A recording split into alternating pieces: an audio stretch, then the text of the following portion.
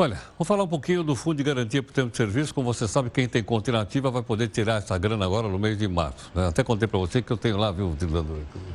Eu tenho uma conta inativa lá. Eu recebi um comunicado da Caixa, que mandou aqui pelo Zap Zap.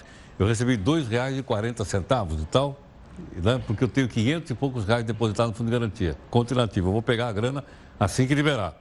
Dá desbloquear, sei lá, é lá. Então, podemos perder isso. R$ 2, Gigi. É, 2,40. Estou lá. O matemático, aliás, eu até o conheço pessoalmente, o matemático José Dutra Vieira Sobrinho, né? Ele fez uma publicação na UOL e ele mostrou um pouquinho o rendimento do fundo de garantia, para você saber se você deve deixar lá, se não deve, etc, etc. Eu vou pedir para o Richard me acompanhar aqui e ver se a gente pode explicar junto. Richard, vamos dar uma olhadinha nos telões aqui em relação ao fundo de garantia por tempo de serviço, né? André, vamos mostrar então a primeira. Está aqui. Rendimento, inflação versus investimentos. Aí tem 5 anos, 10 anos, 15 anos e 20 anos. Que avaliação você faz, então? A gente fez um estudo parecido, né, algum tempo atrás, né, para comparar com os rendimentos. Mas como tem muitos números na tela, para quem está acompanhando a gente... Então vamos fazer o seguinte, vamos fazer primeiro os 5 anos? Isso. Eu tenho minha grana depositada 5 anos no fundo de garantia. Vamos começar por aí. Exatamente.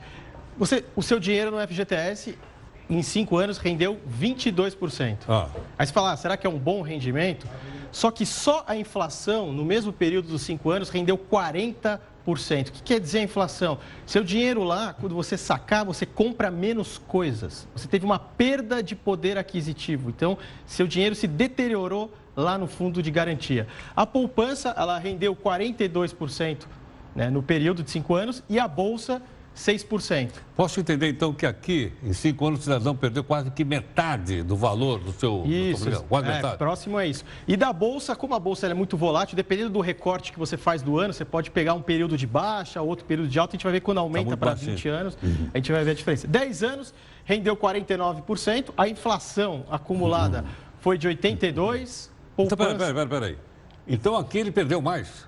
Mais ainda. Perdeu? É assim, quanto mais tempo você fica exposto no fundo... Mais você perde? Mais você vai perder, porque ele rende muito abaixo da inflação.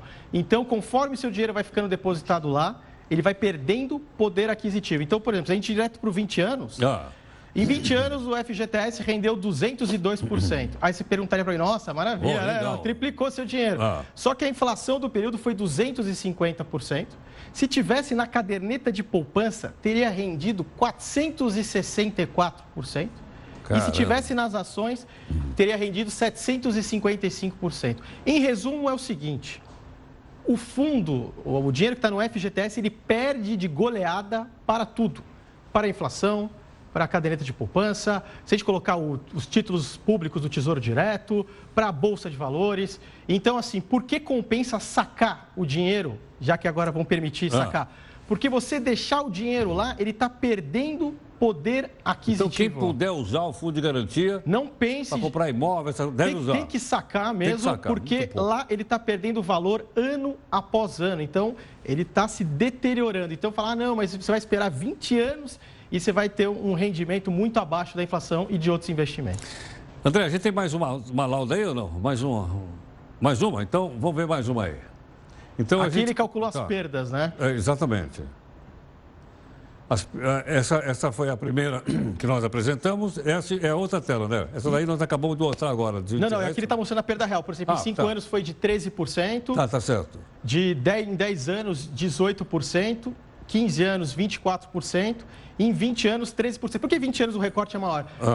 Porque você teve algumas alterações na rentabilidade do FGTS alguns anos atrás. Então, ele rendia até um pouco mais. Então, acho que nos últimos 15 anos, mais ou menos, ele está perdendo muito para a inflação. Mas, assim, você não ganha nem da inflação. Então, é aquela história. Você deixou seu dinheiro lá, por exemplo, você enchia o carrinho do supermercado com aquele dinheiro que estava lá. Agora, depois de 20 anos, você vai sacar o seu dinheiro e vai no supermercado, você não vai encher nem a metade do carrinho. Isso é perda de poder aquisitivo. É você comprar cada vez menos coisas e precisar cada vez mais de dinheiro para comprar as mesmas coisas, porque o dinheiro está perdendo valor. Então, quem puder sacar, tem que sacar. Tem que sacar, muito pouco. Bom, eu queria te perguntar o seguinte. André, a gente tem mais tela aí ou não? Tá, nós temos a tela da da aposentadoria ou não? Não, ainda não. Bom, mas eu queria te perguntar o seguinte. Nós temos trazido pessoas aqui para falar da reforma da Previdência. Não é? Nós já ouvimos aqui alguém dizer, olha, não tem déficit na Previdência. E já ouvimos outros dizer, tem déficit na Previdência. Eu faço confusão entre o que é Previdência e o que é Seguridade Social. Dá para você explicar para mim a diferença de uma coisa? É bem simples, né? A base disso é a própria Constituição Federal. Então, ela estipula como é que é o orçamento público federal. Ele é dividido em 3 partes. A primeira parte é chamada orçamento fiscal. Dentro do orçamento fiscal, você tem as despesas com os poderes que a gente viu aí. Legislativo, Judiciário, Executivo, Ministério Público e também as despesas relacionadas à dívida pública. Então, pagamento de juros, amortização da dívida, que você paga parte da dívida, esse é o orçamento fiscal. Você também tem a outra parte chamada Seguridade Social, que aí entra os gastos com Previdência Social, que aí entra tanto o INSS quanto a dos servidores públicos da União, tanto civis e militares, isso é um dado importante, a gente vai ver por quê. E também assistência social. Então, a Seguridade Social ela é baseada nesses 3 pilares. Previdência Social, assistência social e gastos com a saúde. Tá. Então, tudo isso está na Seguridade. E você tem uma outra parte do orçamento, que é o terceiro, que aí registram os investimentos que as empresas estatais estão programando para fazer naquele ano. Então, uma coisa é você olhar o conjunto que é a Seguridade Social e a outra coisa é você olhar a Previdência comparando as contribuições e os pagamentos de benefício. Aí vem a questão, Heródoto. Ambas estão deficitárias. Tanto a Seguridade quanto a Previdência? A Previdência, elas estão deficitárias. Então, pera um pouquinho. Quanto é que a gente arrecada de Previdência? Dentro da arrecadação da Previdência, são mais de... Uns 300 bilhões. Uns 400 e poucos bilhões. Sim. Agora, quanto é que gasta? Gasta mais de 620 bilhões. Por exemplo, dentro da Seguridade Social... Não, só para eu entender. Então, se eu olhar só a Previdência, entre aquilo que a Previdência recebe e aquilo que ela gasta mais do que Isso é mais fácil de falar dos dados. Então, por exemplo, o déficit da Previdência Urbana foi de 46 bilhões de reais para atender cerca de 24 milhões de beneficiários. Sim. A Previdência Rural, ela deu um déficit de 105 bilhões de reais e atende só 9 milhões de beneficiários.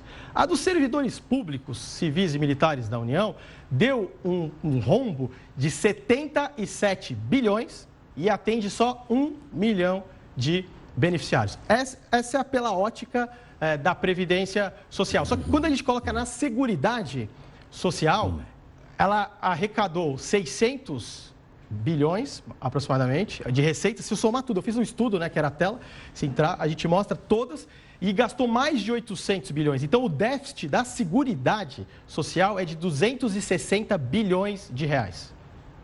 Só que aí tem a contraparte, né? Por que alguns estudos que circulam na internet mostram que você tem um superávit? Primeiro erro que eles cometem. Qual é? Eles não consideram a previdência dos servidores públicos, civis e militares. Então, eles tiram esse rombo aí dos 77 da história. Eles consideram, tem uma série de renúncias fiscais que foram feitas, o Simples Nacional, o MEI, filantrópicas, que daria mais ou menos o equivalente a 40 bilhões de reais a menos nas receitas. Eles somam isso como se estivesse ocorrendo. E o outro ponto, que é a outra polêmica, é o chamado DRU. O que é o tal do DRU? Desvinculação das receitas da União. Como o orçamento federal ele é muito rígido, o governo ele tem esse mecanismo que permite que ele mova 30% daquelas receitas que são consideradas muito engessadas. Porque tributo você tem 2 tipos no Brasil. Você tem o imposto, que aí ele não tem uma definição, um destino definido. E você tem as chamadas contribuições, que é aquele dinheiro que ele tem um destino definido. Então, é como se, por exemplo, eu faço um serviço para você, Heródoto, tudo que eu ganho de você, eu vou separando lá, é uma contribuição e eu tenho que pagar só a conta de luz.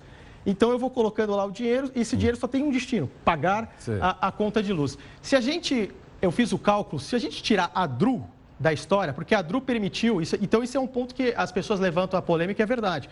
80 bilhões de reais foram retirados da Seguridade Social para colocar outras despesas, como, por exemplo, o orçamento fiscal, todos aqueles gastos que a gente viu dos 3 poderes, pagar a dívida, etc. Então, ambos eles são deficitários e mesmo com o DRU, sabe quanto que foi o déficit? 150 bilhões. Agora, o estudo que publicaram na internet, que é de 2015, é interessante. Se você colocasse o déficit do setor da Previdência dos servidores públicos, colocasse o impacto dessa DRU, das renúncias fiscais, você encontraria um superávit. Só que agora a situação ficou tão preta, ficou tão feia, Heraldo, que mesmo se a gente fizesse essas modificações que são incorretas perante a Constituição, você encontraria um déficit. Então você tem um déficit tanto na Previdência Social quanto na Seguridade Social.